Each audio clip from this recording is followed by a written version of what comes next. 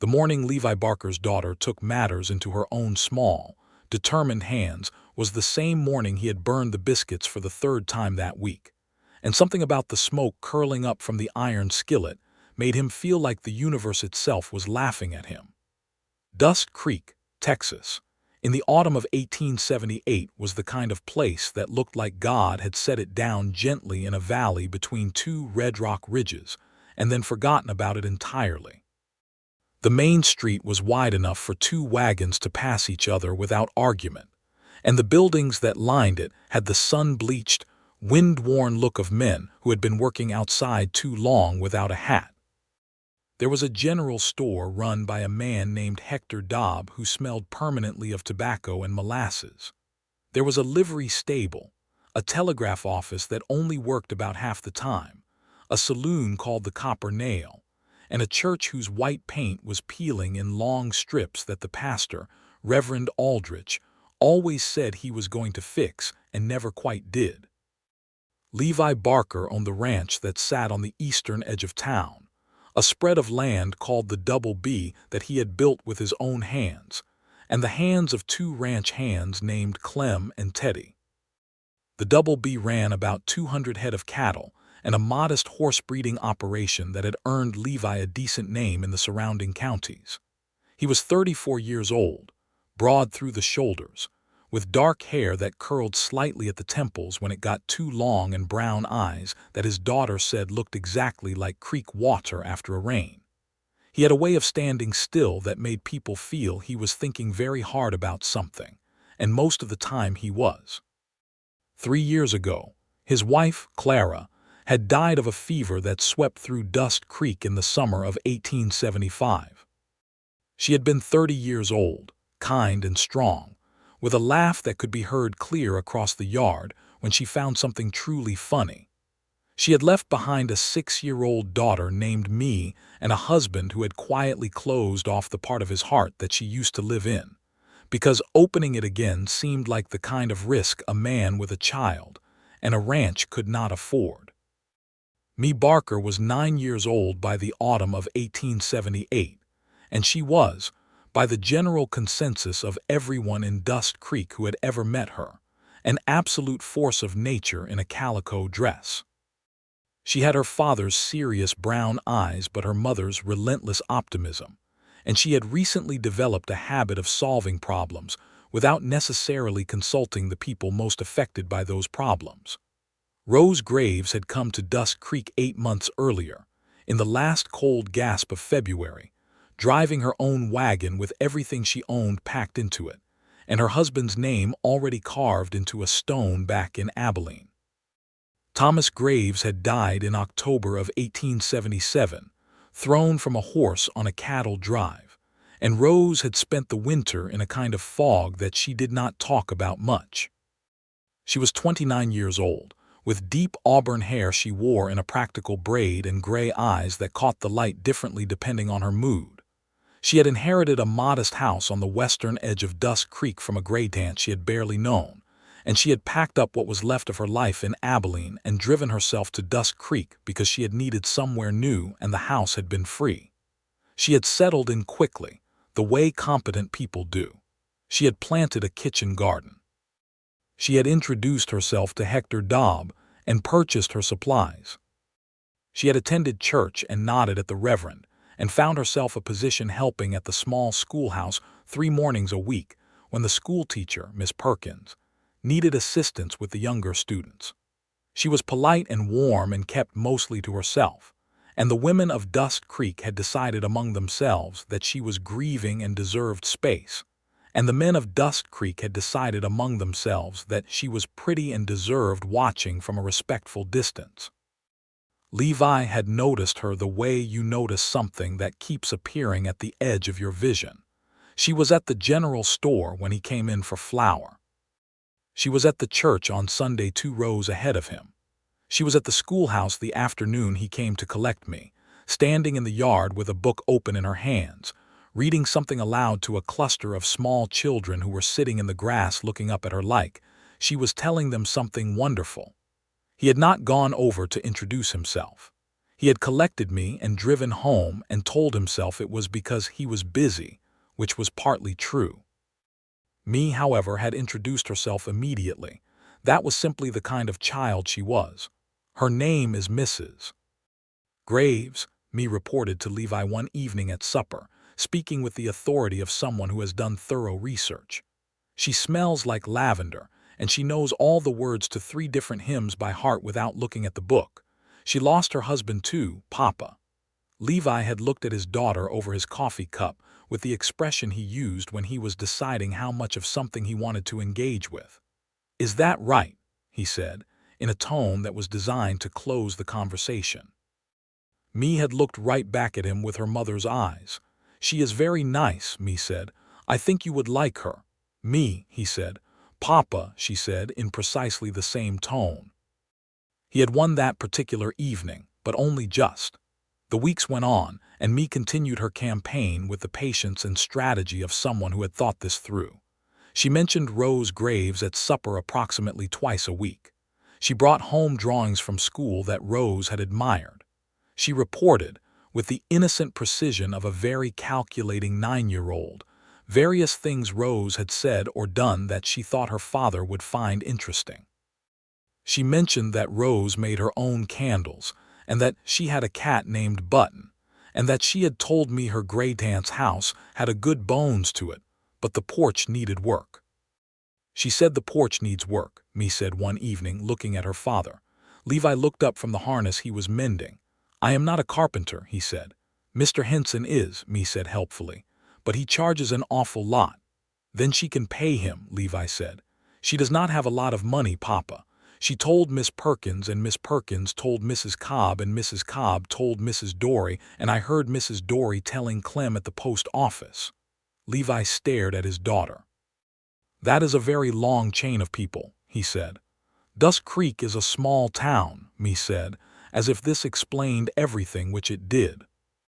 One evening in late October, when the sky over Dusk Creek had gone that deep copper color that meant winter was circling the edges of the season and thinking about moving in, Levi sat me down at the kitchen table and told her directly what he had been trying to tell her in pieces for the past several weeks. He folded his hands on the table and looked at her with the calm, steady expression he used when he needed her to take something seriously. "Me," he said. "Mrs. Graves is a fine woman. I am sure she is, but I am not ready to. Your mama has not been gone so long, and I have got the ranch and you and—" He stopped. He tried again. "I am not ready to love again. I need you to understand that, and I need you to stop pushing me toward things I have not asked to be pushed toward." Me was quiet for a moment. She looked at her hands, then up at him. "Do you think Mama would want you to be lonely forever?" she asked. He felt the question like a stone dropped into still water. "That is not what I said," he told her. "You do get lonely, Papa," she said. "I can see it when you sit on the porch at night." He looked at her for a long moment. "Go to bed, me," he said gently. She went. But when she got to her bedroom doorway, she turned and looked at him with those brown eyes that were exactly like his own. "I just think you should meet her properly," she said. "Not across the church or the store, just properly." He said nothing to that, and she went to bed, and he sat on the porch for a long time after, listening to the horses settle in the barn and the coyotes calling somewhere out past the eastern ridge. He told himself he was not lonely. He was busy. There was a difference. He did not entirely believe himself, but he said it anyway. The following Tuesday, me stayed after her school hours to help Rose sort through the box of donated books that the church had collected for the schoolhouse. This was something that had been organized by Miss Perkins, but Rose was there, and me had volunteered with a promptness that surprised nobody who knew her. They sat on the schoolhouse steps together, pulling books from the crate and checking their condition, and me talked, because me always talked when she had something to accomplish. "Mrs. Graves," she said, setting aside a worn copy of a primer, "do you get lonely living in your house by yourself?" Rose looked at the child. She had come to be quite fond of me over the months. Me was the kind of child who made you feel like the smartest person in the room, because she listened to everything you said with total concentration. "Sometimes," Rose said honestly, "though Button is good company, A cat is not the same as people, me said. No, Rose agreed carefully, it is not. My papa cooks badly, me said in a conversational tone that connected to nothing that had just been said. He burned the biscuits 3 times this week. The smoke was something terrible. Rose bit the inside of her cheek to keep from smiling. I am sorry to hear that. He is good at most things, me said generously. Just not cooking. Mama was the one who cooked. He tries, but he is really more suited to cattle and horses and fixing things. That is a useful set of skills, Rose said. It is, me agreed. She was quiet for a moment, straightening a stack of books with great care. We have not had a proper home-cooked supper since forever, she said, which was not entirely true but was the kind of thing that felt true to a 9-year-old who had eaten charred biscuits 3 times in a week. I miss it terribly. Rose looked at the child's profile, and something in her chest turned over softly. She knew what loneliness looked like. She had been wearing it herself for almost a year. I am sure your father does his best, she said. He does, me said. He just needs help. She looked up at Rose with her father's eyes, direct and clear and entirely too knowing for her age. Would you come to supper, Mrs. Graves? On Friday, Rose blinked. Oh, I will cook, me said quickly. I am getting better. Mrs. Dory has been teaching me. I can do a proper chicken stew now and cornbread that does not fall apart mostly. Me, Rose said gently, does your father know you are asking me? Me was quiet for exactly 2 seconds, which told Rose everything. He will be glad once you are there, me said with complete confidence. Rose looked at this child, this fierce, lovely, clearly scheming 9-year-old, and thought about her empty house and Button the cat and the way her own evenings stretched out long and quiet. She thought about the man she had seen at church and at the store, who had dark curling hair and serious eyes, and always looked like he was carrying something heavy that he had gotten so used to he had stopped noticing the weight. She ought to say no. She knew she ought to say no. I will bring a pie, she heard herself say. Me's smile was like sunrise over the red rock ridges, and it was so much like relief and joy combined that Rose felt her own heart do something complicated in response. Levi came home that Tuesday evening to find his daughter at the stove, stirring something with tremendous concentration and humming to herself, which he recognized as a sign that she had done something. What did you do? He said, not as a question. Me turned around. Her expression was the portrait of innocence. I invited Mrs. Graves to supper on Friday, she said. He stared at her. Me. She said yes, me said. She is bringing a pie. I told you, you said you were not ready to love again, me said, setting down the spoon with a kind of deliberate patience. But I did not invite her for that. I invited her for supper. People have supper, Papa. It is not a proposal of marriage. It is just supper. He opened his mouth, he closed it. He turned and walked out onto the porch and stood there looking out at the orange evening sky over his land, and he heard me go back to stirring, humming her small triumphant hum. He could not call it off without embarrassing the woman. That was the thing. She had already said yes, and calling it off now, through me, would be a rudeness he was not capable of. He was going to have to sit across a supper table from Rose Graves on Friday and make conversation like a civilized person, because his 9-year-old daughter had left him no other option. He said a word under his breath that me was not supposed to hear, and then he went back inside to help her with the stove before she burned anything. Friday arrived with the particular cruelty of days you have been dreading, meaning it arrived faster than any other day that week had managed to. Levi spent the morning on the north fence line with Clem fixing posts where the soil had heaved from the first frost, and he told himself twice before noon that it was just supper, and he was a grown man who had survived 4 years of working a Texas ranch from nearly nothing, and he could certainly manage one meal with a neighbor. Clem, who was 52 years old and had been riding for the Double B for 6 years, noticed his boss was quieter than usual. Something on your mind? Clem asked, not looking up from the post he was tamping. No, Levi said. Clem hammered a staple into the fence wire. Me's having that widow woman out to supper tonight, ain't she? Levi looked at him. How do you know about that? Mrs. Dory mentioned it to Teddy, and Teddy mentioned it to me, Clem said. Small town boss. Levi went back to his fence post and said nothing, which Clem accepted with the easy tolerance of a man who had worked alongside someone long enough to know when silence was a full conversation. He got back to the house at 5, washed up at the pump in the yard, changed his shirt, and stood in his bedroom looking at himself in the small mirror with the feeling that this was all entirely unnecessary. He was a rancher eating supper at his own table. He put on the clean shirt and ran a hand through his hair and went downstairs. Me had been cooking since 3 o'clock. The house smelled extraordinary, like roasted chicken and something sweet that he suspected was Rose's pie, though Rose was not here yet, which meant Me had been practicing a pie recipe that she had not told him about. "You made a pie," he said. "I made the stew," Me said, stirring with dignity. "Mrs. Graves is bringing the pie." "How do you know what she is bringing?" "I saw her at the store yesterday and she told me she was making an apple pie with cinnamon," Me said. She said it with the ease of someone who had been having regular conversations with this woman for some time, which he supposed she had been. He set the table. He did it properly, which was something he did not always do when it was just the two of them, and he was aware with some annoyance that he was doing it because company was coming.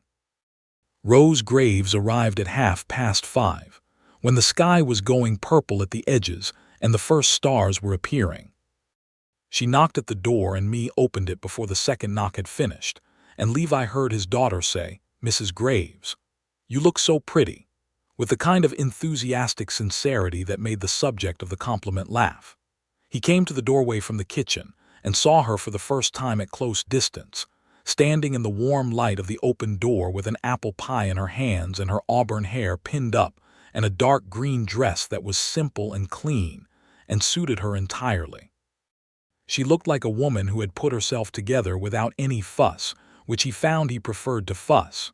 "Mr. Barker," she said, and there was a small uncertainty in her expression that told him she was aware this was an irregular situation and was deciding how to navigate it. "Mrs. Graves," he said, "thank you for coming." There was a pause, the length of exactly one breath, during which Me looked between the two of them with the focus of a general surveying a battlefield. "Come in," Levi said and stepped aside. She came in and no, that was her cat, who was not there. She set the pie on the table and looked around his kitchen with the natural curiosity of a person in a new space, taking in the copper pots hanging from the beam and the big iron stove, and the framed piece of needlework on the wall that Clara had made before Me was born. And her expression was warm and careful, and she did not say anything about any of it. Supper was easier than he had expected, because Me drove the conversation with the skill of a seasoned stage driver. She talked about school and about the books they had sorted, and she made Rose tell the story about the cat she had found behind the general store in the spring, a scrubby yellow tomcat that she had been feeding, separate from Button, until Hector Dobb had adopted it and named it Marshall, which Rose said was entirely appropriate because the cat had a bossy walk. Levi found himself smiling at that, a real smile, before he remembered he was supposed to be maintaining a polite and safe distance, and by the time he had remembered it was already gone. The stew was good. Me had done well, and he told her so, and the pride on her face was the best thing he had seen all week. The pie was extraordinary, with a crust that was thin and flaky and a cinnamon-sweet filling that tasted like the best version of October you could imagine. "This pie is something else," he said before he could stop himself. Rose looked slightly startled, as if she had been expecting him to remain determinedly polite and had not been prepared for sincerity. Then she smiled. "Thank you," she said. "It was my mother's recipe. She used a little nutmeg too, which sounds like it should not work but does." "It works," he said. They looked at each other across the table, with Me between them looking back and forth like someone watching a very satisfying tennis match, and then they both looked away at the same time, which was its own kind of thing. After supper, Me excused herself with the transparent excuse of having homework, and Levi found himself alone with Rose Graves at his kitchen table with 2 cups of coffee and the remains of the best pie he had eaten in 3 years. "Me is a wonderful child," Rose said. "She is a menace," he said, and then because that sounded wrong, "a wonderful menace. She organized this entire evening herself." "I know," Rose said, and there was a warmth in it, an affection for me that was genuine and not performed. "She told me you had said you were not ready. She wanted me to know that this was just supper and there was nothing to be alarmed about." He stared at her. "She told you that?" "She did," Rose said. Her gray eyes had something quiet in them, something that had been through its own kind of weather and come out the other side still standing. "She also told me not to take it personally. She said you just needed time." He felt something shift in his chest, something he had been pressing down for a long time. "She is 9 years old," he said faintly. "She is very wise for 9, Rose said. He looked at the coffee in his cup for a moment. Then he looked up at her. "My wife died 3 years ago," he said, and he did not know exactly why he was saying it except that she had already been told the outline of it, and it seemed better to say the thing directly than to let it sit between them all evening like furniture nobody was acknowledging. "Her name was Clara. Me has her eyes." "I noticed," Rose said gently. "Me told me about her." "I know she has," he said. "Me tells everyone." "She tells everyone because she is proud of her," Rose said. "There is nothing wrong with that." He was quiet for a moment. "Your husband," he said, "Thomas." She looked up slightly, and he saw the quick internal gathering that people do when their grief is named unexpectedly. "Yes," she said. "October of last year, he was on a cattle drive. His horse shied at something and threw him."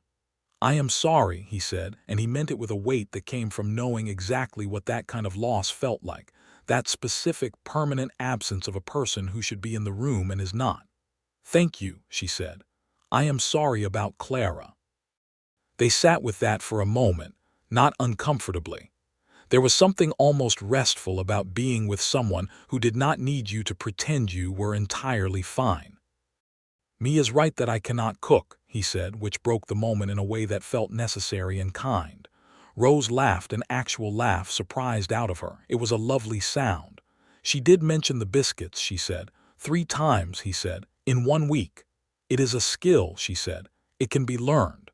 "I have been trying to learn it for 3 years," he said. "I am beginning to suspect it cannot be learned by me specifically."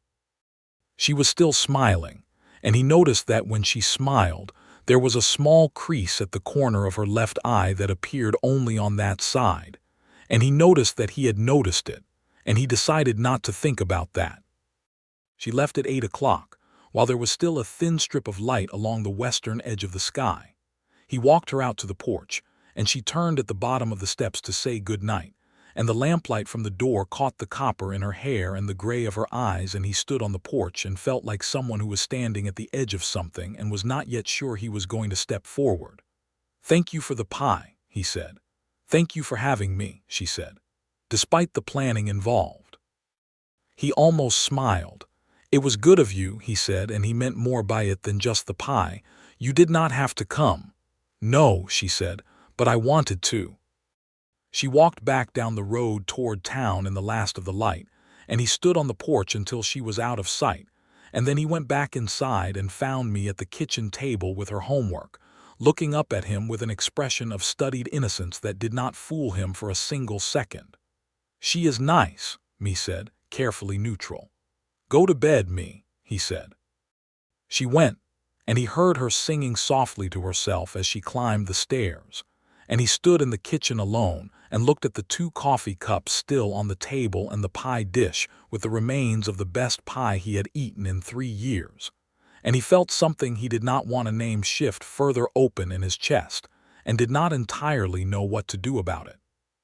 3 days later he found himself at the western edge of town for no particular reason he was willing to admit, and he went past Rose Graves's house, which was a modest white clapboard house set back from the road with a kitchen garden that had been put to bed for winter, and he saw the porch she had mentioned, and it was, as me had told him, in need of some attention. 2 boards were soft and the railing had a lean to it that was not safe. He drove on.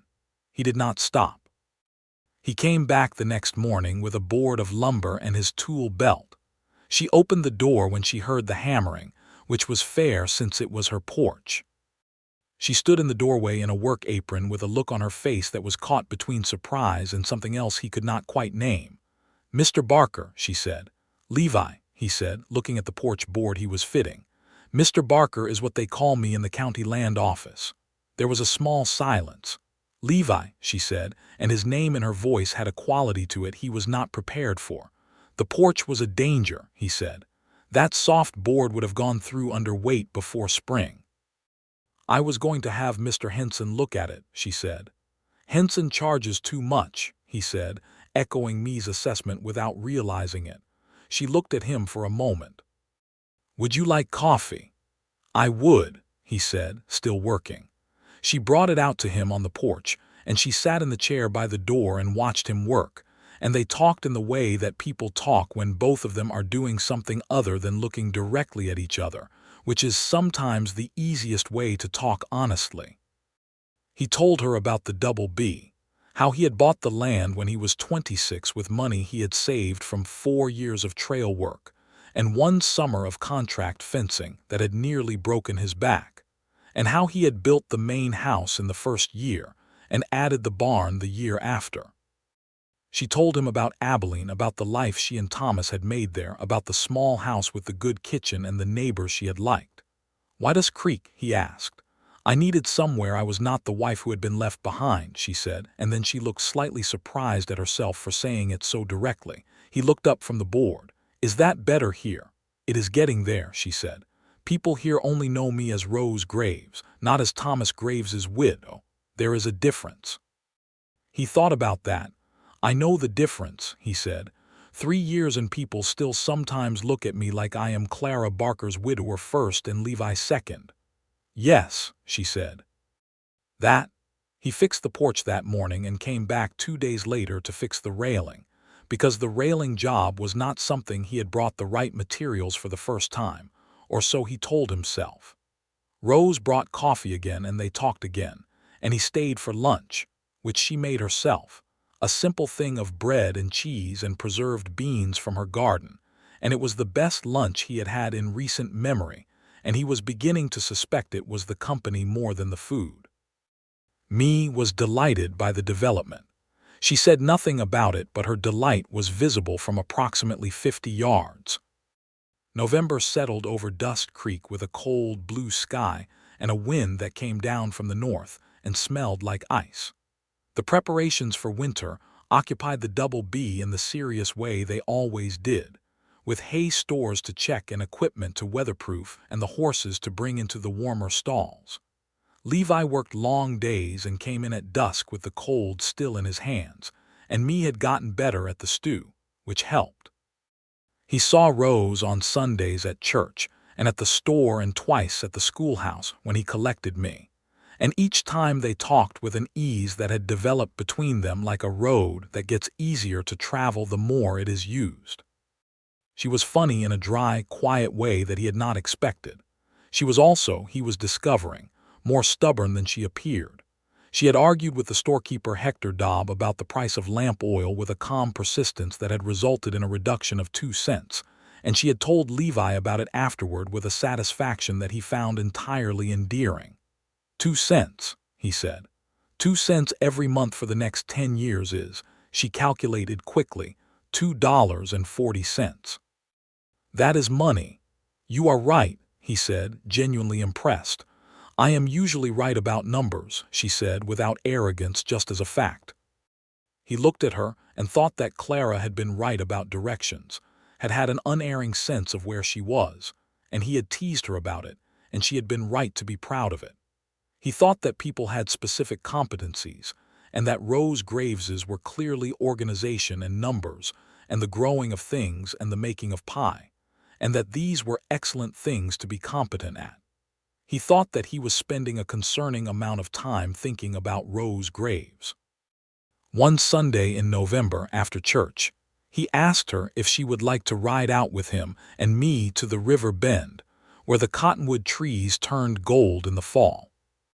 They had mostly turned by now, but there were still some leaves on, and the river bend was a beautiful place at any time of year. Me had lobbied hard for this invitation, but he wanted to be fair with himself and acknowledged that he had arrived at the idea entirely on his own. "That sounds lovely," Rose said. They rode out on Sunday afternoon, Rose on the good bay mare from his string that was the most even-tempered horse on the Double B, and me on her spotted pony named Copper, and Levi on his gray gelding. The cottonwood leaves were mostly gold and brown with a few stubborn yellow ones still clinging, and the river was running low and cold and clear, and me ran ahead along the bank to look for smooth stones while Levi and Rose rode slowly side by side. "It is beautiful country," Rose said, looking out over the valley. "It is," he said. "It gets into you, this land. I tried living in a town once for a few months when I was young, and it felt like being indoors all the time." "I know what you mean," she said. "In Abilene, the town kept growing and growing, and it never stopped feeling like it was closing in." He looked at her profile against the gray and gold landscape. She sat a horse well, with the easy balance of someone who had grown up around them, and her braid had come slightly loose in the wind, and there was a strand of auburn hair across her cheek that she tucked away without vanity, a practical gesture. He thought about what it might be like if this was his regular life. Riding out on a Sunday, company on the left, me's voice ahead at the river. He felt the thought before he could stop it, turned it over in his mind the way you turn over a river stone to look at its underside, and then he set it down carefully. Not yet, he told himself. Not yet. But the not yet was not the same as never, and he was aware of that distinction in a way he had not been a month ago. In early December, a problem arrived at the Double B in the form of a buyer named Slade Whitmore who came to purchase horses, and turned out to be a man with a slippery approach to the agreed terms of a sale. Whitmore had arranged with Levi to buy 4 horses at a set price per head, had seen them, agreed to the price by handshake, and then arrived with his hired man and a bill of sale he had written himself with different numbers on it, claiming the handshake price had been a misunderstanding. Levi was standing in his own yard looking at the altered numbers on a piece of paper with a controlled calm that those who knew him would have recognized as a more dangerous state than anger. "That is not what we agreed," he said. Whitmore was a thick man with a soft face and the manner of someone accustomed to getting his way through paperwork confusion. "I believe there was a misunderstanding about the price per head," he said. "There was not," Levi said. $22 per head. "That is what was said and that is what was agreed." "I have it here at 18, Whitmore said, tapping his paper. "You wrote that paper yourself after the fact," Levi said. The situation had the potential to go badly, as situations involving money and land and horses in 1878 Texas often did. Clem was nearby, having materialized with the instinct of a man who had long experience with range disputes. Teddy was in the barn doorway. Rose had come by that morning with a basket of preserves she had promised me, and she was standing at the edge of the yard having arrived in the middle of all this, and she did not leave. She stood quietly and watched. Whitmore produced his hired man as a witness who confirmed the $18 price, and Levi looked at both of them with an expression like a sky before a storm. "I want to see that paper," Rose said from the edge of the yard. Both men turned. Whitmore looked at her with the particular dismissal that men like him deployed for women who entered their business. "Ma'am, this doesn't concern, I am good with numbers," Rose said, walking forward with the same calm she had used on Hector Dobb over the lamp oil, but considerably colder. "May I see it?" She took the paper from Whitmore's unresisting hand with a brisk confidence and looked at it. "The ink on the 18 is different from the ink on the rest of this paper," she said. "The strokes are different. This number was written at a different time with a different pen." There was a silence. "Furthermore," she said, "you have written the date of the agreement as the 5th of December, which is today, but Mr. Barker tells me the handshake agreement was the 2nd of December. Whitmore looked at his hired man. The hired man looked elsewhere. $22 per head, Rose said, handing the paper back to Whitmore. "Or I suggest you leave Mr. Barker's horses where they are and ride on." Whitmore paid $22 per head. He was not pleasant about it, but he paid, and he loaded his horses and left with his hired man. And when the wagon was gone down the road, Levi turned and looked at Rose. She was straightening her gloves and looked entirely unruffled. "The ink," he said. "I was a schoolteacher before I was married," she said. "I graded enough papers to know when something has been altered." He looked at her for a long moment. "Rose," he said, and it was the first time he had used her given name, and he felt her hear it, saw the small shift in her expression. "Thank you." She looked up at him, and her gray eyes had the afternoon light in them, and she said, "Of course," in a voice that was quiet and meant considerably more than the 2 words it contained. Clem, from somewhere behind them, said to Teddy in a not particularly quiet voice, "Well now," and Teddy said, "Yep," and they both found something to do in the barn with great urgency. Me appeared at the porch railing and assessed the situation with the rapid intelligence of a child who had been waiting for exactly this kind of moment and felt that it had arrived satisfactorily. That evening, after Rose had stayed for supper, which this time Levi cooked and managed without disaster because it was just beans and salt pork and cornbread, and even he could not ruin that, after me had gone upstairs in a state of suppressed joy that she was hiding with moderate success, after the coffee had been poured and the lamp on the table made a warm circle of light between them, Levi said what he had been working toward all evening. "I want to ask you something," he said. Rose looked at him steadily. She had learned that his way of approaching important things was circular, that he came around to the center of something gradually, and she had learned to wait for it. "I know I said to me that I was not ready," he said. He looked at his coffee cup. "I said that because it was true when I said it. I'm not sure it is still entirely true." The kitchen was very quiet. Outside, the wind moved through the yard and one of the horses shifted in the barn. "I am not asking you for anything," he said. "I know we have both been through losses that do not just disappear. I know it is not simple." He looked up. "But I would like to continue doing what we have been doing, talking, riding out, supper. I would like to do it with the honest understanding that it means something to me." She was quiet for a moment. In the lamplight her face was very still and very clear, and he could not read it precisely, which was unusual because he had become, over the past months, good at reading her.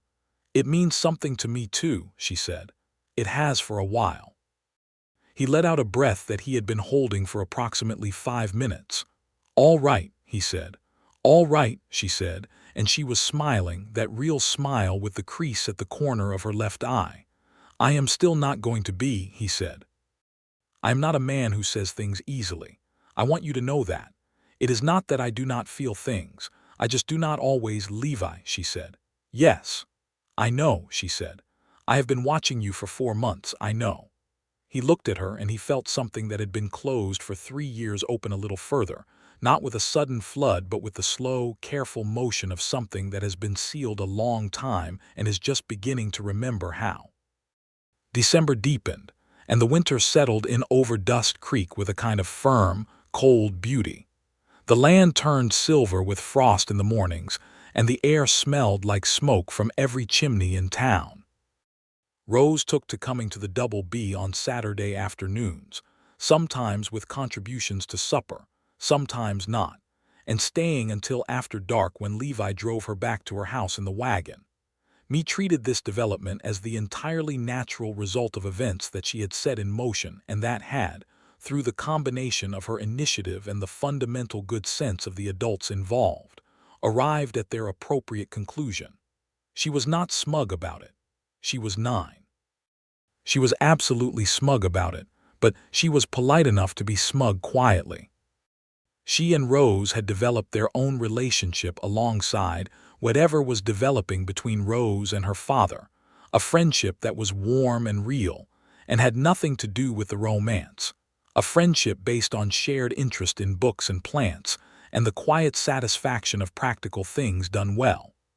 Rose had taught me to can preserves, which me took to with terrifying enthusiasm. Me had taught Rose the route through the Double B's back pasture that led to the best view of the evening sky from the eastern ridge, and they had ridden up there together on a cold December afternoon and watched the stars appear one by one over the valley. On the Saturday before Christmas, Levi came around to the front of the wagon to help Rose down, which he had been doing for the past few weeks with the practiced ease of a man who has found an excuse to take someone's hand regularly. And instead of helping her down, he stood at the wagon wheel looking up at her and said, "I would like to court you properly, Rose, if you are willing." She looked down at him from the wagon seat. Her breath made a small cloud in the cold air. "I am willing," she said.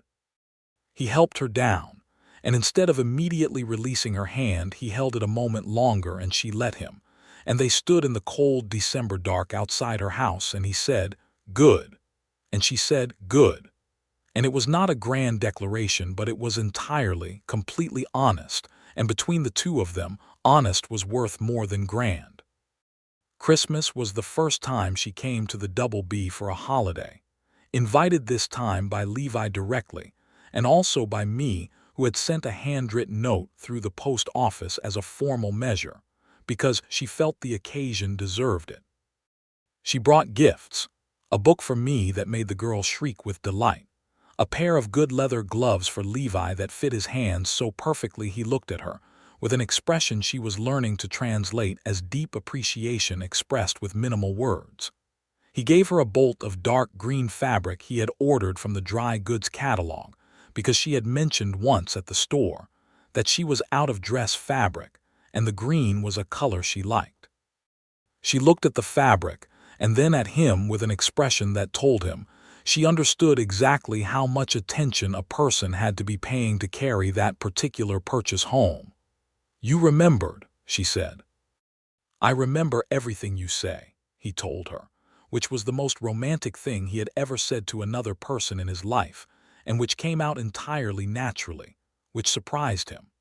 Me was watching from the other side of the room with an expression of profound personal satisfaction. January of 1879 was bitter cold, and there were days when the wind came off the northern plains and drove the temperature down to a ferocity that kept everyone close to their fires. The cattle needed extra attention, extra hay, extra checking, and Levi and Clem and Teddy spent long days in the cold making sure the herd came through the worst of it. On the evenings when Levi came in too late and too cold for Rose to have come out, he wrote her letters. He had not written letters since Clara, and he had not been much of a letter writer then either, but something about the cold, dark evenings and the distance between the Double B and the white clapboard house at the western edge of town made him want to reach across it, and the only way to do that without getting back on his horse in the dark was words on paper. He was not eloquent, he told her in the first letter, and she should expect plainness. She wrote back and said plainness was the quality she most valued in communication, having spent too much time with people who used many words to say very little. He wrote back and said he had read her letter 4 times, and it was better each time. She wrote back and said she had read his twice and was looking forward to the thaw. He read that last line probably 8 times and did not tell her that. February came with a brief thaw that felt like a promise, and then a return to cold that felt like that promise being broken. And then, finally, in the 3rd week of February, a genuine softening, a turn of the season, the first real warmth coming back into the air like a reminder that things did not stay cold forever. Levi drove to Rose's house on the first genuinely warm afternoon of the year, a Saturday, with me beside him on the wagon seat. He had been thinking for some weeks about what he wanted to say and how he wanted to say it, and he had arrived at the conclusion that he was not going to be able to improve on plainness, which was what had worked between them from the beginning. Rose came out to the porch when she heard the wagon, wearing her work apron and looking happy to see them in the uncomplicated way of someone who has stopped pretending not to be happy to see people. Me said, "I am going to go look at Button," and went through the front door with a brevity and purpose that told Rose something was planned. Levi got down from the wagon and stood at the bottom of Rose's repaired porch steps, the porch he had fixed in November, and looked up at her. "I have been thinking about this since December," he said. She looked at him with her clear gray eyes. The early February sun was on her hair, and there was a smudge of something on her apron that was probably soil from the kitchen garden, and she was the most beautiful thing he had looked at in years, and he did not think it was only the sun. "I love you, Rose," he said. He said it directly, the way he did everything that mattered without circling. "I did not think I would again. I was wrong, and I am glad to be wrong, and I would very much like to marry you if you will have me." She stood very still for a moment. He watched the feelings move across her face, which was something she could not entirely control, one of the things he loved about her, the way her face kept its own honest record of what was happening inside. "I love you," she said, and her voice was steady but her eyes were bright. "Yes, yes, I will." He came up the steps and he took her face in his hands, rough from the cold and the fence work and all the years of this land. And she put her hands over his, and they stood on the repaired porch in the February sunshine, and he kissed her. And it was not a careful or polite kiss. It was the kind of kiss that means I have been a long time getting to this, and I am not going to pretend otherwise. He appeared in the doorway behind them after a very appropriate interval and said, with tremendous dignity, "I told him you would say yes." And Button the cat wound around her ankles, and Rose laughed against Levi's mouth, and he felt that laugh in his whole chest like sunlight. They were married in April, on a Saturday afternoon in the church whose white paint Reverend Aldrich had finally gotten around to touching up, which Rose said was a very good sign. The ceremony was small, which was what they both wanted. Clem and Teddy were there in clean shirts. Hector Dobb came, Miss Perkins came, Mrs. Dorey and Mrs. Cobb were there. Rose had a friend from Abilene who made the trip, a woman named Helen who cried from the moment Rose appeared at the door until some time after the ceremony had concluded and showed no sign of stopping. Rose wore the green dress she had made from the fabric Levi had given her at Christmas, with her auburn hair pinned up with two small combs that had been her mother's. She walked to the front of the church and Levi was standing there, serious as always. But when she reached him, he looked at her with something in his brown eyes that was open and certain, and entirely without its usual reserve, and she felt it like a hand held out across a distance. Me stood between them during the ceremony and held both their hands, and when the Reverend asked if anyone had objections, she looked around the church with an expression that dared anyone to try it, which Clem found so funny that he had to bite his cheek to keep straight. When the Reverend said the words were spoken and Levi kissed his bride, me said, "Finally," in a very clear voice, and the church laughed, all of it, even the Reverend. Afterward there was a supper in the churchyard that the women of the town had organized, tables set out in the April evening, and there was food enough for twice the people there, and the sun going down over the red rock ridges in every shade of orange and pink the sky owned. Rose sat beside Levi at the table and his hand was on the back of her chair and she leaned into him slightly, not much, just enough to feel the solid warmth of him, and he turned his head and looked at her in the particular way he had that meant he was saying something with his eyes that he had not put into words yet. "Happy?" he asked. "Yes," she said. "You?" He looked around the churchyard, at me who was running with the other children through the grass, at Clem who was eating a second plate with the contentment of a man at a good party, at the red ridges in the evening light, and then back at her. "I did not think I would be again," he said. "Not like this." "Like what?" she said. He thought about it. "Like there is something to come home to," he said. "Like the day does not just end." She put her hand over his on the back of her chair. "There is always something to come home to now," she said. He turned his hand over and held hers, and they sat like that in the April evening and watched the last of the sunset happen over the ridges, and the laughter of the children carried across the churchyard, and it was not a complicated happiness. It was the simple and thorough kind, the kind that has been built out of grief and patience and the willingness to try again. Rose moved into the Double B in the last week of April. She brought Button the cat, who spent the first 3 days under the spare bed before deciding that the Double B was acceptable and emerging to sit on the kitchen windowsill and regard the proceedings with a superior yellow eye. She brought her mother's canning jars and her bolt of green fabric still unworn in part and her books and the seeds she had started for spring planting, and a braided rug her grandmother had made that she put in front of the fireplace. The double B changed in small ways that Levi noticed with a warmth that surprised him. There were herbs drying from the kitchen beam beside the copper pots. There was a tablecloth at mealtimes.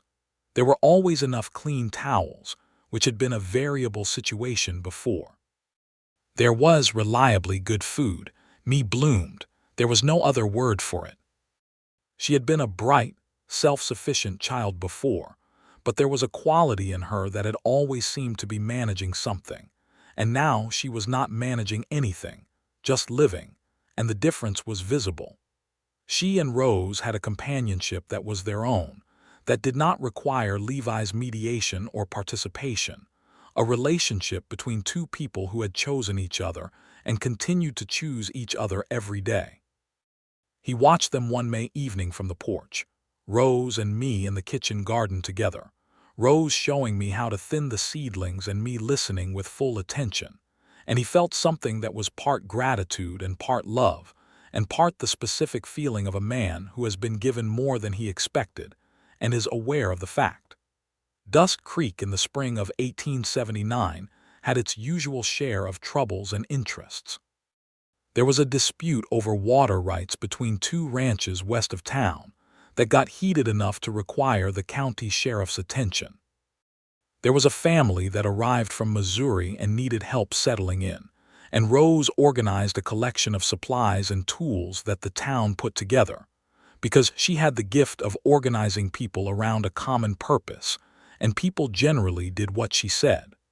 There was a drought threat that came in late May, and then resolved itself with a good week of rain in June that saved the summer pastures.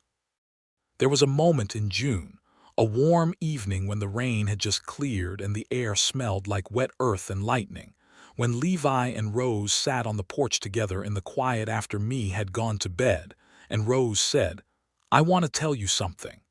He looked at her. "I am going to have a baby," she said. He was very still for a moment. Then he looked at her face, which was watching him with a care that told him she had been thinking about how to say this and what his reaction might be. He put his arm around her and pulled her close and pressed his lips to the top of her hair and held her there, and she felt his breath release against her head, slow and deep. "All right," he said, against her hair, and his voice had something in it she had never quite heard before, something that had cracked open a little further than even love had managed, something that was pure and surprised and grateful. "All right." "All right," she said, and she was smiling into the shoulder of his shirt. They stayed like that for a long time on the porch while the night settled into the valley and the frogs started up at the river bend, and the stars came out one by one over the eastern ridge. He told me the next morning at breakfast. Me put down her spoon and looked at her father and then at Rose and then back at her father, and her face went through approximately 7 different emotions in 4 seconds. "A baby," she said. "Yes," Rose said. Me got up from the table and came around and hugged Rose with her whole self, her arms around Rose's middle, her face pressed into Rose's side, and Rose held her and looked over me's head at Levi, who was watching them both with an expression that was so open and full of feeling that Rose felt her eyes go bright. "I am going to be the best sister," me said, muffled by Rose's dress. "I know you are," Rose said. "Better than anyone else's sister," me said. "I am going to teach them everything." "That is what I am worried about," Levi said, and Rose laughed and me lifted her head and looked at her father with mock offense, and then grinned the big unguarded grin that she reserved for moments when she was entirely happy. The summer of 1879 passed in the full heat of a Texas summer, which was the kind of heat that has opinions and makes them known. Rose's garden grew extravagantly, because she had a way with growing things that she said came from her grandmother, and that Levi said came from stubbornness, which she said was possibly the same thing. The Double B had a good summer, the cattle coming through the heat in solid condition, and the horse breeding operation producing 2 colts that sold well. Rose helped with the accounts. She was, as she had said, very good with numbers, and what had been Levi's somewhat imprecise approach to the ranch ledgers became, under her management, a clear and accurate record that told him exactly where he was and where he was going. He had known he was doing all right with the double B under Rose's accounting. He discovered he was doing considerably better than all right, because he had been leaving money on the table in places he had not been tracking. "How long has this been the case?" he asked, looking at the ledger page she had reorganized. "Probably 3 or 4 years based on the old records," she said. "You are good at the land and the animals. You just needed someone to close the numbers behind you." He looked at her across the desk. "What did I do before you got here?" he said. "Burned biscuits and left money on the table," she said, without looking up from the ledger. And he laughed. An honest laugh that surprised him as it always did when it came. That full, easy laugh that had been rare before she came and was common now. In August, on a hot afternoon with the cicadas making their determined noise in the cottonwood trees, a thing happened in Dust Creek that reminded everyone, sharply, of the specific injustices that sat beneath the surface of daily life in 1878 Texas. A Comanche man and his family had stopped at the edge of town, needing water for their horses, which was a simple and reasonable need. 3 men from town, men Levi knew by sight but not by admiration, had confronted them in a way that was not neighborly, and had the specific ugliness of men who were looking for an excuse to do something they had already decided to do. Levi arrived at the edge of the confrontation on his way back from the store. He sized up the situation in about 4 seconds and put his horse between the men and the family with a decisiveness that was not aggressive but was entirely clear about where he stood. "These folks need water," he said to the 3 men. "That is a public well and they have a right to it." There was some back and forth, the kind that men who have been embarrassed in front of their own ugliness engage in. But Levi had a way of being immovable without raising his voice that generally resolved these things without escalation, and it resolved itself. The family got their water and rode on, and the 3 men went back to their business with the uncomfortable air of people who had been shown themselves clearly and did not like what they had seen. Rose had been at the store and had come out during the confrontation and had stood on the steps watching. When it was over and Levi walked his horse back past her, she looked at him with an expression he had not seen from her before, something that was admiration and recognition combined. The look of someone seeing a quality they have known was there made visible for the first time. "That needed doing," she said. "It did," he said. "You did it quietly," she said.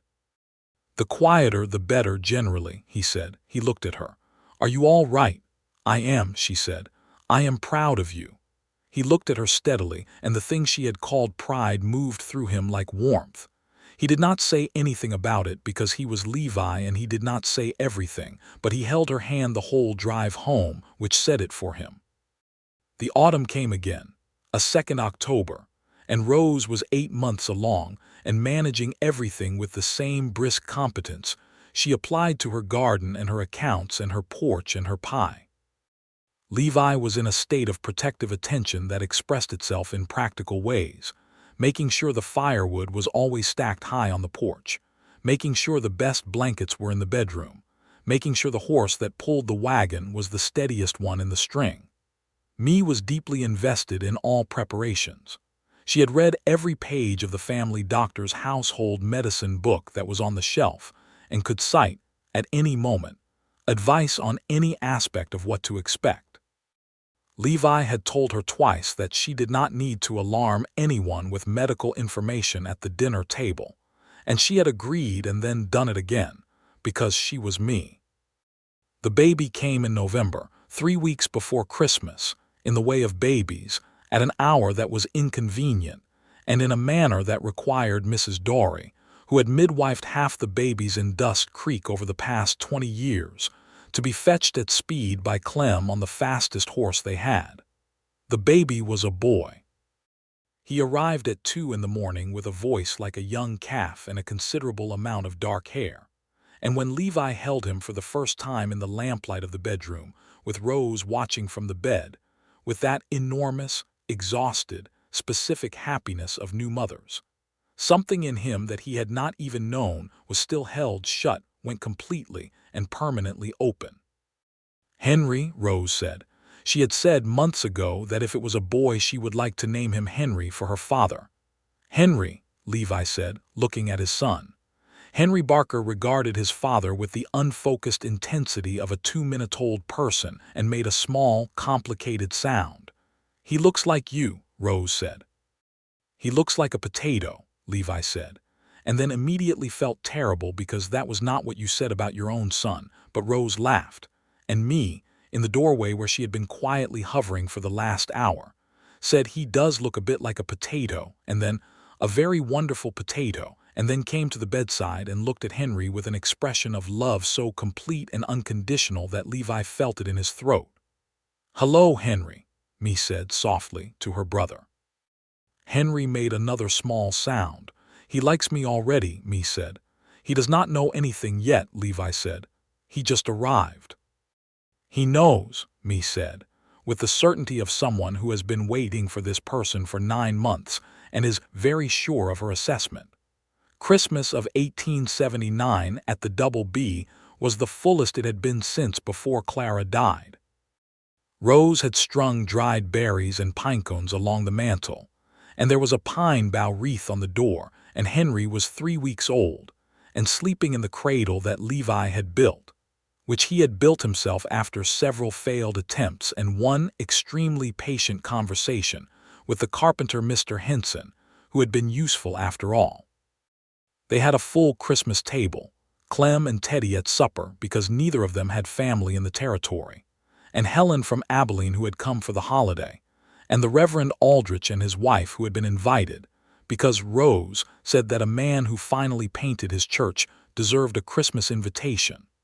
The table was covered in Rose's good cooking, and the beeswax candles she had made herself, and the tablecloth that had been her great aunt's, and that she had mended and pressed for the occasion. Levi sat at the head of the table and looked down it at the people gathered around it, and felt the fullness of it in a way that was almost hard to hold. Me said grace before the meal, which she had requested the honor of doing, and she said it with the thoroughness of someone who had been saving things up to be grateful for. "Thank you for the food and the ranch, and for Papa and for Mama Rose and for Henry, who is very small but getting bigger, and for Clem and Teddy and for Mrs. Dory and Reverend Aldrich, and I suppose for Hector Dobb, even though he charges too much for lamp oil. And thank you for bringing us all to the same town at the same time." She paused. "Amen." There was a silence of profound sincerity around the table, and then Clem said, "That was the best grace I have heard in 40 years." And everyone laughed, even Reverend Aldrich, who perhaps might have preferred not to be mentioned in the same breath as Hector Dobb, but was a good enough man to appreciate the spirit of the thing. Levi looked at Rose, who was looking at me with a smile of total love, and he reached under the table and found her hand and held it, and she turned her palm up and held his back, and Henry slept in his cradle by the fire, and outside the December stars over Dust Creek were brilliant and cold and permanent above the red rock ridges.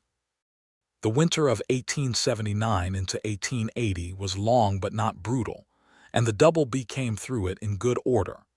Henry grew with the startling speed of babies, who seemed to gain new capacities almost weekly, and by February he had developed a smile that he deployed indiscriminately at anyone who came near, which won him admirers throughout the entire Double B operation. Clem, who was not a sentimental man by his own account, had been observed on 3 separate occasions talking to Henry in the yard with the animation of someone in a very engaging conversation, even though Henry's contributions were primarily sounds and expressions. Me read to Henry every evening before bed, sitting in the rocking chair by the fire with Henry on her lap, reading from her books in a clear and expressive voice that Rose said was going to make Henry the most literary child in Dust Creek, and Levi said was going to give Henry very specific opinions before he could walk. Spring returned to Dust Creek in 1880 with the same green rush it always had, the land coming back to life, with the extravagant energy of something that has been waiting all winter to grow. Rose's kitchen garden came back in full force. The double B's spring work began, the calving and the fence riding and the horse assessments.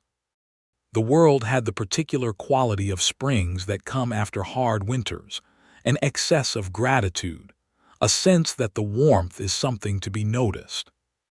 On an April afternoon, 1 year to the month after their wedding, Levi came in from the north pasture to find Rose sitting on the porch with Henry on a blanket on the boards beside her and me doing her school reading in the chair. And he stopped his horse at the gate and just looked at the picture of it for a moment. This porch he had built on the house he had built on the land he had worked for, and these three people who were his family. He had not known, 3 years ago when he was sitting on this same porch in the dark listening to the coyotes, what was coming. He had told his daughter he was not ready, and she had, with the wisdom of a 9-year-old who loved him better than he knew how to love himself at that particular moment, gone ahead and invited the future to supper anyway. Rose looked up and saw him at the gate. She raised a hand in greeting, a simple gesture, the wave of a woman at home who is glad to see the person arriving. He rode to the barn, handed his horse to Teddy, and walked back to the porch. "Late today," Rose said as he came up the steps. "North fence," he said. "Post was down." He sat in his chair, and Henry, who had been attempting to get a grip on a wooden ring, turned at the sound of his voice and produced the indiscriminate smile and waved his arms. Levi reached down and picked him up, and Henry grabbed his collar and looked at him with the complete attention of a baby who finds everything equally fascinating. "He has been very talkative today," Mee said, without looking up from her book. "What has he been saying?" Levi asked. "Nothing articulate," Mee said, "but with great conviction." "That is the best way," Rose said. Levi held his son and looked at his wife and his daughter in the afternoon light, and the land was green from the spring rains, and the horses were moving in the far pasture, and the cottonwood trees were putting out their first leaves at the river bend, and he felt the completeness of his life. Not a completeness that had no room for anything more, but the completeness of a foundation that had been built properly, a thing that would hold. "Rose," he said. She looked up. "I want to say something," he said. She put down her mending and gave him her full attention. Mee, with great tact, developed a sudden deep interest in a particular page of her book. "I want to say that I know I am not always easy," he said. "And I know I came to this late and with more walls up than a man probably ought to have. And I know me did more of the early work than I did." "I was very helpful," Mee said to her book. "You were," he told her sincerely, and then looked back at Rose. "But what I want to say is that every good thing in my life for the past 1.5 years has been because you came to that first supper, because you kept coming. Because you are the kind of person you are." Rose was looking at him very steadily with her gray eyes that had the afternoon light in them. "I love you," he said. "More than I knew how to imagine when I told me I was not ready. You have made me ready, and then more than ready, and I am grateful for it every day." She was quiet for a moment. Then she said, "I love you, Levi Barker," and her voice was full of all of it, everything they had been through to get here. The grief and the burned biscuits and the altered bill of sale and the porch repairs, and the letters in the cold winter and the apple pie and the April wedding and Henry who was currently attempting to chew on Levi's collar. Mee closed her book with a satisfied sound. "I knew this would happen," she said. "I knew it from the first day I talked to her at the schoolhouse." "You were right," Levi said. Mee considered this. "I am often right," she said. "You two are not always very fast at seeing things." "We got there," Rose said. "You did," Mee agreed. "Eventually." She stood up and stretched with the languor of someone who has done a day's good work and is satisfied with it. "I am going to go check on the new foal. Come and get me when supper is ready." She went down the porch steps and across the yard toward the barn with the easy stride of a girl who belonged completely to where she was, and Rose and Levi watched her go. Henry had given up on the collar and was looking out over the yard from his elevated position with the expression of a person surveying new territory and finding it promising. "Thank her for me," Levi said. "Sometime. not so that she becomes insufferable about it. It might be too late for that, Rose said fondly. He looked at her. She looked at him.